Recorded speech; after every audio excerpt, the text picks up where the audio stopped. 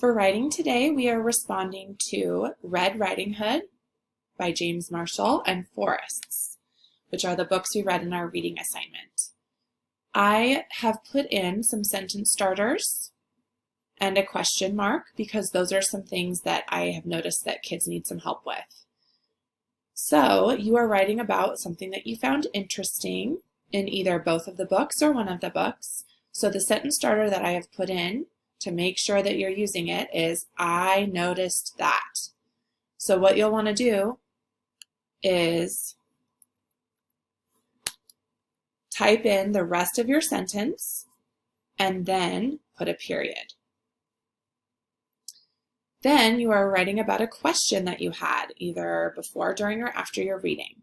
What you'll want to do is put your cursor right here, type in your question, and then the question mark is already at the end. Finally, you are writing about a connection you made to what you read. So here is your sentence starter. This reminded me of a time when. So you are going to type in the rest of your sentence and then put a period at the end.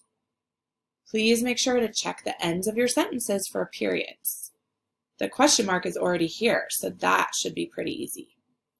When you're done reading your writing and making sure it's your best, press the X and then press the blue turn-in button.